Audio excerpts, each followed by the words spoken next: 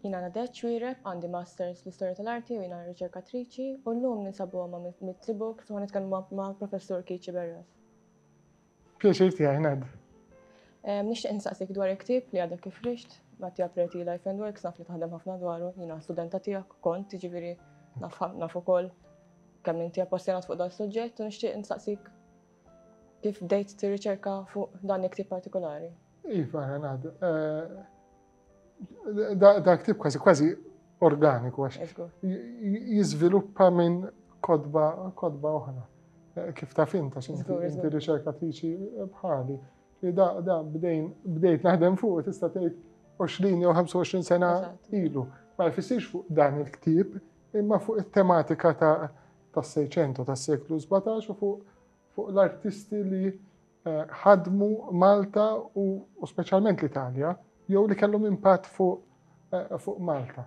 Issa riċerka meta tibda ma tkunx taf fejn ħadd tieħdok eżatt, ikollok direzzjoni bil-fors li jiena nixtieq xi darba nagħmel dan il-ktieb il-kbir fuq Mattia Preti, però tibda tinduna wkoll iktar ma tirriċerka iktar kemm ma tafx. Jiġifieri mhux kemm taf imma x'ma tafx. Issa dan il-ktieb huwa ktieb li fin-natura tiegħu huwa katalgu komplet.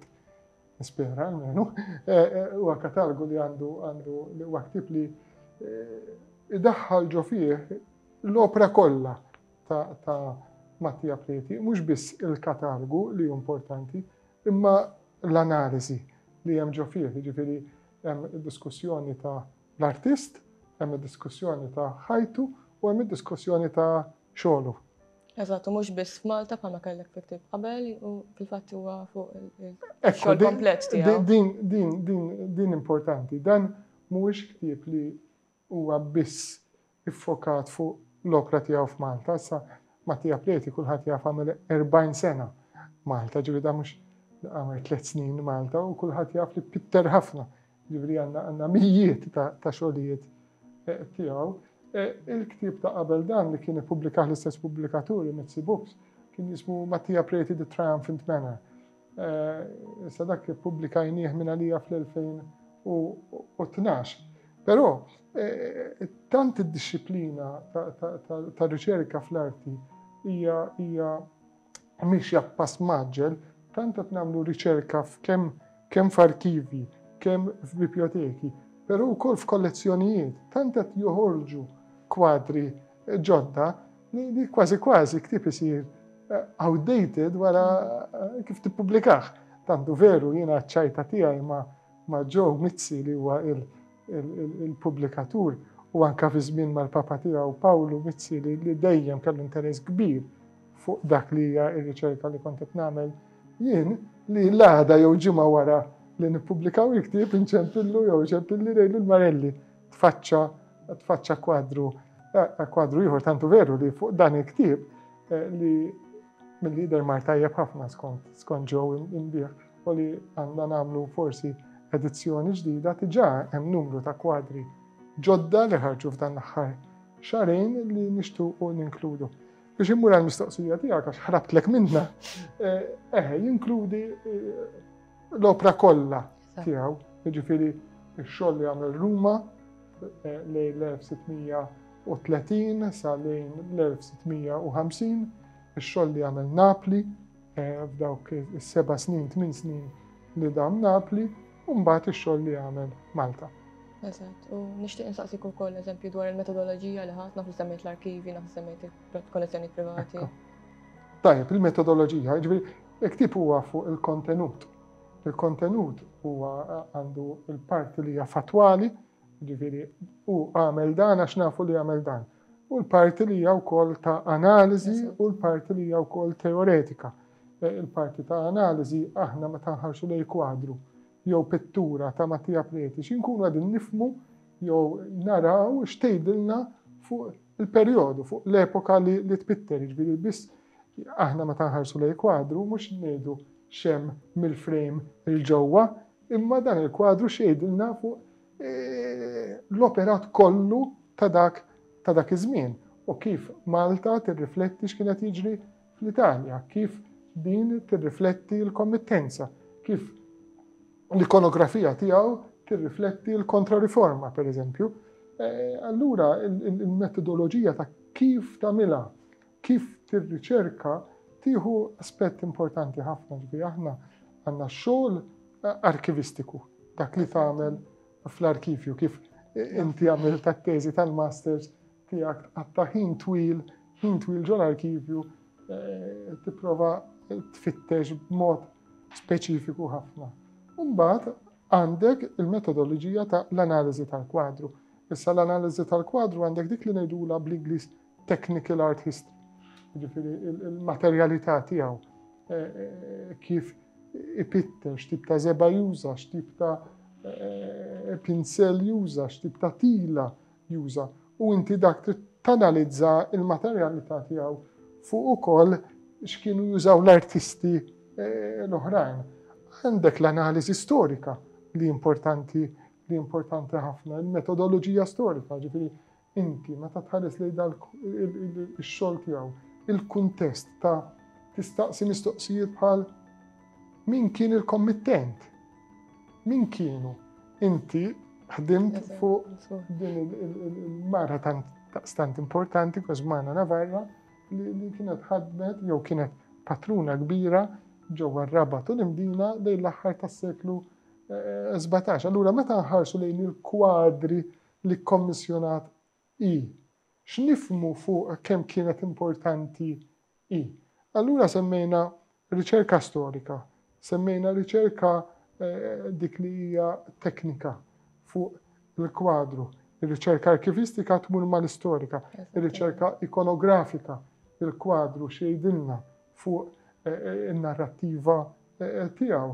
Għandek ir-riċerka fil-letteratura, hawnhekk qegħdin fil-librerija tal-fakultà, kombinazzjoni il-kwadri, il-kodba ta' warajk huma kollha kodba fuq is-600. Ġifieri x'inhi r-relazzjoni ta' dan il-ktieb mal-kodba l-oħrajn, għax meta ngħidu ktieb, vera jien l-awtur, imma jiena ma ktibtux. In isolation jiena ktibtu. Bbażat fuq riċerka kbira li saret ukoll minn numru ta' scholars oħrajn. Allura bl-Ingliż ngħidu grounded in literature. Il-kodba li kitbu ħadd ieħor kif jidħlu fih. U l-artisti l-oħra wkoll kif affettwaw Mattia Preti u verament. Ekku, ħallejta barra, tara. Iktar ma ngħidulhom lill-istudenti. Ma nistgħux nieħdu artist in isolation. Aqqas perjodu fil-verità. Aqqas perjodu, kif qed tgħidli nispera li l-istudenti ma jaraw. Kif Mattia Preti nistgħu inqabbluh b'mod komparattiv max-xogħol ta' artisti oħrajn. Mhux biss dawk li kienu qed jaħdmu Malta, imma dawk li kienu qed jaħdmu Ruma, Napli, dawk li kienu qed jaħdmu barra l-Italja. Meta ngħidu dan huwa ktieb ta' interess internazzjonali, għax il-capture tiegħu huwa internazzjonali. Mhux biss għax il-kwadri li hemm ġo fih huma dispersed fid-dinja kollha, imma għax l-artisti li nitkellmu fuqhom huma artisti li ħadmu barra minn Malta. Ħadem barra minn Malta u anke jekk ikun xogħlijiet li jkunu ħallew artisti oħra minn żmien ta' qabel. Perfett, ġifieri pereżempju nitkellem fuq il-banquet scenes li ħadem ġewwa Napli. U hemmhekk ura xogħol ta' Rubens, ra x-xogħol ta' Caravaggio mhux Malta, ġewwa Ruma, ra x-xogħol ta' artisti bħal Guercino, bħal Lanfranco, bħal Caravaggisti l-kbar, Manfredi, Le Valentine. Inti l-analiżi tiegħek kif irremarkajt li int mhix biss fuq l-artist innifsu imma fuq kif l-artisti l-oħrajn influenzaw. U kemm minn mod ta' it-tip kif ipinġi u kif ukoll bħala suġġett importanti. Din importanti kif ipinġi għax aħna għandna dik li ngħidula connoisseurship. Jiġifieri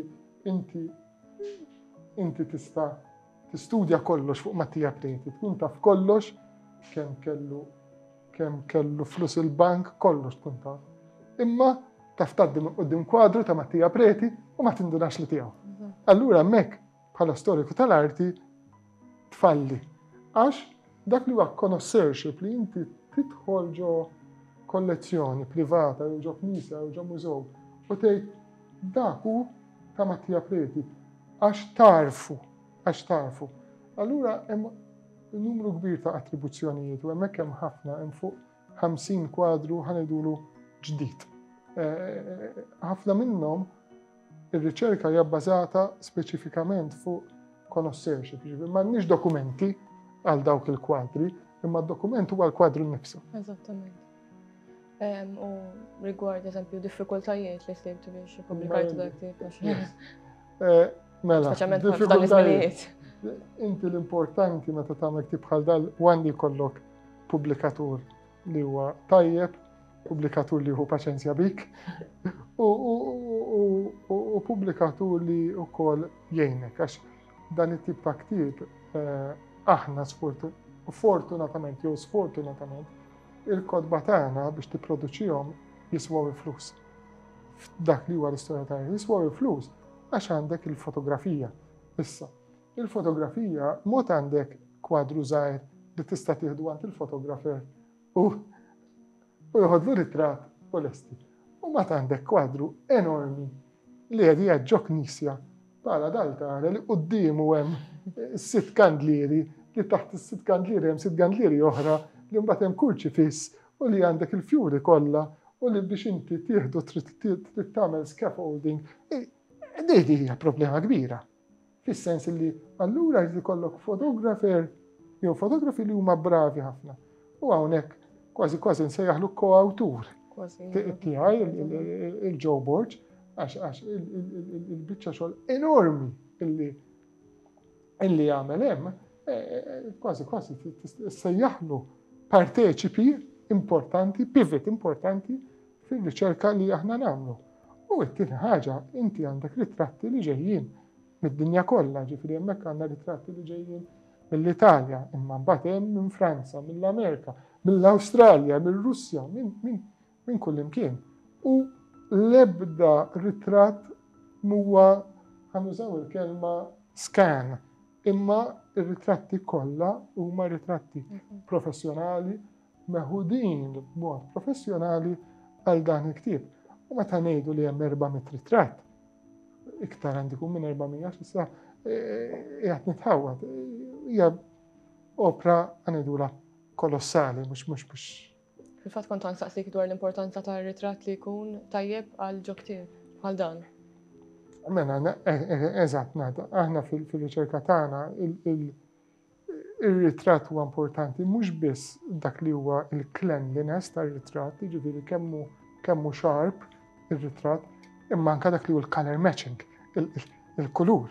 Meta inti tmur biex tipprintjah il-ktieb, ma tgħidx isma' dan mhux l-aħmar tiegħu jew dan mhux il-blu tiegħu jew dan mhux il-kwadru li rajt, allura hemm ħafna xogħol f'dak li huwa production.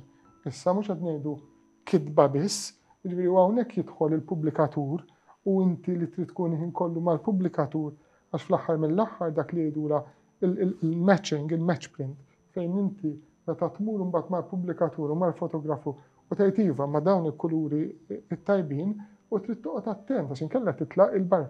F'dan il-ktieb għandna dettalji wkoll, ġifieri hemm dettalji ta' swaba, hemm dettalji ta' saqajn, hemm dettalji ta' drab, hemm dettalji ta' kif Mattia Preti ipitter dak il-materjalità tax-xogħol tiegħu tal-brushwork, jiġifieri apparti mill-kitba il-viżiv tiegħu hija essej ukoll, jiġifieri ir-ritratt mhuwiex hemm bħala dekorazzjoni biex ir-ritratt huwa hemm biex wieħed jaqraw u anke kif poġġejnieh ir-ritratt aħna din nikdbu bir-ritratti, ġifieri mhux badna u tfajnihom b'mod random, ġifieri inti taf taqbad il-ktieb, taf tagħmel sija tħares lejn ir-ritratt u taf tgħid jiena qiegħed naqra. Xi qed taqra? Qed taqra r-ritratt għax inti għandek it-test li qed titik il-kuntest li inti qed tifhem x'hemm u mbagħad qed tħares lejn ir-ritratt biex taqraw, mhux biex taraħ. Eżatt, kultant ċerti dettalji li tara li tidħol biċċa mill-pittura kważi issebbaħ il-pubblikazzjoni għax jirnexxielek tara xi ħaġa li ma tarax fil-pittura vera. Għax imbagħad inserta li Mattia Preti x-xogħol tiegħu huwa sabiħ. Jiġifieri fil-verità Preti bħala artist kien artista suċċess kbir għax kellu dik li ngħidu la manjera trionfanti, kellu kuluri vivaċi ħafna. Fil-perjodu tal-ktieb tiegħu fejn kien iktar tenebru, iktar kjaru skuro jisu x-xogħol tiegħu, ix-xogħol sar iktar emottiv, kważi sentimentali. U li hemm sabiħ li meta inti qiegħed taqra r-ritratti issa, meta inti qiegħed taqra r-ritratti tibda tifhem ukoll il-fażijiet differenti ta' ħajtu. Ġifieri dan huwa artist li jagħmel 60 sena jaħdem, da ħadem kważi għal 60 sena. Jekk mhux iktar, jiġri 65 sena. U għandu din il-produzzjoni li fil-katalogu samta f'numru ta' fażijiet. Għandek il-fażi Caravaggista fejn it-timbru ta' Caravaggio huwa b'saħħtu ħafna. Għandek il-fażi fejn taħares lejn Guercino, fejn taħares lejn il-Barokk Ruman. Għandek il-fażi Napolitana fejn taħares lejn Ribera. Għandek il-fażi trionfanti fejn letteralment dak kollu li hu barokk, li huwa moviment, li hu kulur, li hija enerġija, li hija saħħa, li virtuożità taraw fil-kwadri tiegħu. Esattament, fil-fatt naqbel u naħseb anka kif ġa semmejna l-ewwel, jiġifieri jagħmel link ma' ktieb ta' qabel li jfoka fuq triumphant manner tiegħu. Eżatt. Jiena ifhimni biex nirritorna forsi ftit għal kif ktibtu jew influenzi għandek għax inti kull awtur għandu il-metodoloġija jew l-aspett teoretiku tiegħu. Jien interessani ħafna, apparti connoisseurship, hija l-iktar ħaġa li forsi wieħed iħobb jagħmel li inti tidħol u tgħid dak Mattia Preti, dak il-Guercino, dik hija connoisseurship. U allura hemmhekk tara jiena interessani ħafna wkoll dak li bl-Ingliż ngħidulu economic lives, il-ħajja ekonomika tal-artist, il-relazzjoni li kellu mal-kommittenti. Interessani mhux biss kwadru x'jgħidilna fuq l-artist, imma x'jgħidilna fuq min ikkommissjonah, ir-relazzjoni mal-Granmastru Cotoner, ir-relazzjoni mal-Granmastru Carafa. Kemm jiswa kwadru tiegħu? Jiġifieri meta aħna din ngħidu għandna kwadru li fih 15-il figura. Kemm jiswa? Meta aħna mmorru San Ġwann u naraw is-saqaf kollu ta' San Ġwann, kemm da mipittru? Kif pittru? X'tib ta' scaffolding? X'tib ta' zeba? U kemm swietu? X'tib ta' nies, il-bottega pereżempju, kemm kellu nies jgħinuh. Mhux biss kemm kellu nies jgħinuh, min huma? X'inhi l-identità ta' dawk li kienu fil-workshop tiegħu. U tkellimna jew qed insemmu workshop practice. X'tip ta' prattika kienu ikun hemm fil-bottega tiegħu. Nafu u hemmhekk nuru fil-ktieb li saru ħafna kopji tax-xogħol tiegħu. Kif kienu jsiru dawn il-kopji? Hawnhekk orejt li kienu jużaw tracings li da letteralment jitracjawhom. Kien ikollhom luċido li huma jieħdu tracing tal-kompożizzjoni, jirrumblawha, iżommuha u mbagħad jagħmlu kwadru kważi identiku għal kwadru ieħor. Hemm ħafna affarijiet li huwa interessanti. Infatti dan huwa aspett li interessani ħafna jien ukoll minħabba Suor Marija De Dominici li kienet waħda mill-persuni fil-bottega ta' Mattia Preti. Din importanti, Suor Marija De Dominici, għax m'hemmx fejn ngħidlek, insomma Suor Marija De Dominici hija inti ħdimt fuq żewġ nisa, waħda kommittenti u l-oħra Pitrici. U tnej kellhom x'jaqsmu Mattia Preti. U tnej kellhom x'jaqsmu ħafna ma' Mattia Preti, waħda xi kummissjonatu u l-oħra x'ħadmet miegħu flimkien ma' membri oħra tal-familja tiegħu. L-ewwel semmejt li wkoll il-relazzjoni tal-kommittent mal-artist. Jiena jinteressani kif il-kommittent jara l-artist kienu lesti ħallsu min-naħa tiegħu għalfejn jkun għażel lilu. Again, di interessanti ħafna. Ir-rwol tal-kommittent. Eżatt. Ġifieri hemmhekk hemm fil-verità hemm chapters ħieħa fuq min kienu dawn in-nies li kommissjonaw, mhux biss Malta, min kienu li kommissjonaw Ruma min kienu li kommissjonawh Napli u min kienu li kommissjonawh ukoll barra minn Ruma u Napli, ġifieri għandek Modena. Għandek postijiet oħrajn, nafu li x-xogħlijiet ta' Preti marru imxew fi bnadi oħra tal-Italja. Allura hemm dik li l-Italjani jgħidula fortuna kritika. Kemm sar famuż Mattia Preti? Kemm ħallampat, eżatt. Kemm ħallampat waħda tajjeb u kemm sar famuż. U iktar ma tkun famuż, iktar ix-xogħol tiegħek ikun in demand. Hemmhekk għandi referenza u nuri numru ta' ittri bejn Mattia Preti u kommittent tiegħu li kellu Messina, ċertu Antonio Ruffo. U dawn hemm dawn l-ittri fejn hu qed jgħidlu qed jipprova ibieħlu l-kwadri, ieħor qed jixtri l-kwadri. Però mbagħad Antonio Ruffo jibda jsaqsih ukoll fuq artisti oħrajn biex jixtri kwadri ta' artisti oħrajn. U jgħidu isma' x'jidirlek fuq Pier Francesco Mola, x'jidirlek fuq Andrea Sacchi, x'jidirlek fuq Salvatore Rosa, u Preti jtik il-parir tiegħu. Jiġifieri, daqqa waħda minn dawn ir-ritratti qed nidħlu kważi fil-moħħ ta' Mattia Preti u kif hu kien jara dawn artisti l-oħrajn. Kien minnhom jgħidu isma' ħanibatlek dad-disin li jagħmlu wieħed mill-assistenti tiegħu jgħidu ma ħanilek da mhux jien għamiltu ta' u ma tantx huwa disin tajjeb għax hawnhekk m'għandi l-ħadd li jaf ipinġi.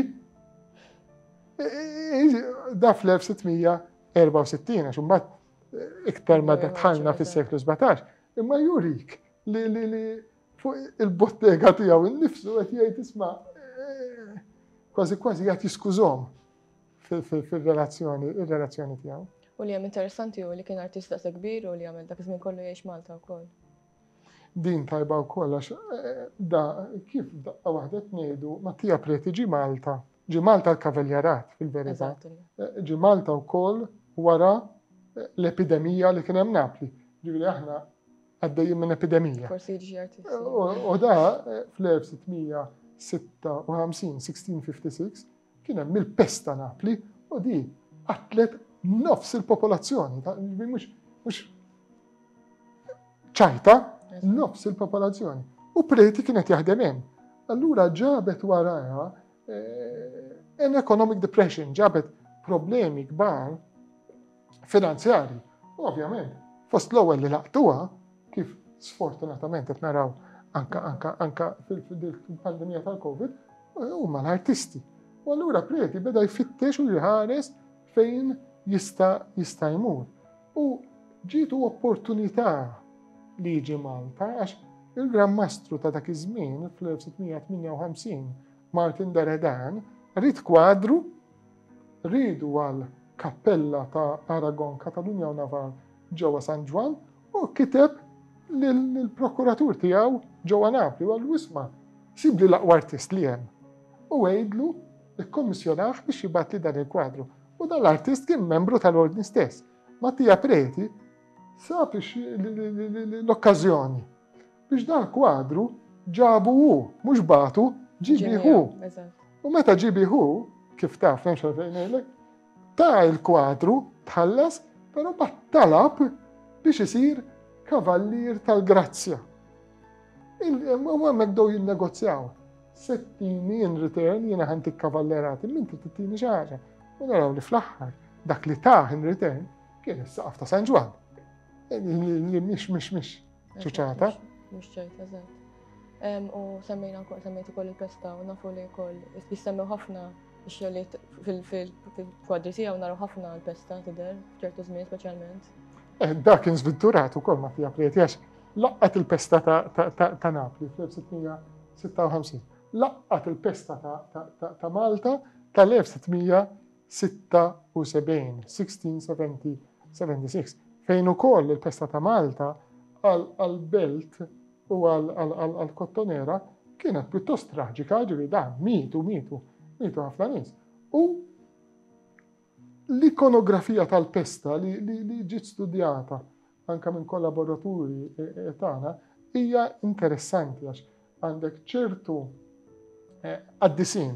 L-ewwel ħaġa għandek il-Madonna, l-Immakulata, l-Immakulata, l-Madonna l-Konċizzjoni, fejn dik hija l-iktar patruna b'saħħitha tal-pesta. Mbagħad għandek il-San Bastian, għandek il-Santu Rokku, għandek il-San Mikil Arkanġlu, il-Santa Rosalija. Allura naraw li f'din l-ambitu tal-pesta Preti pitter numru ta' kwadri. L-iktar ċelebri huma l-Furjana fil-Knisja ta' Sarrija, li hija kważi ex voto, kappella li saret biex isir ġo fiha ringrazzjament u talb fi żmien ta' pesta. Eżattu, kien hawn domanda għalihom dak iż-żmien. U kien hawn domanda, ovvja, kieku llum San Bastian u Santa Rosalija, ma narax, tantu veru, Preti pitter kemm fil-kwadri ta' Sarrija, dawk li huma l-plague stricken u kemm f'ta' Napli, għandek xeni ta' x'kienet jiġri, għandek xeni Naplitani tal-1656, fejn qed pitter x'jiġri fil-pesta. U qed pitter għax hu għexa il-pesta. U li wkoll toħroġ interessanti huwa kif iż-żmien li jkunu qed jgħixu l-artisti dejjem joħroġ fil-pitturi li jagħmlu huma. Din ukoll importanti fis-sens li l-ebda artist ta' dik l-epoka ma pitter kwadru li kważi kważi ma jirriflettux l-ambitu storiku li jgħix preċiżament ġewwa fih. U għandna l-element ta' propaganda, speċjalment meta naraw ix-xogħol li jagħmel għall-kavallieri ta' Malta, speċjalment meta naraw San Ġwann.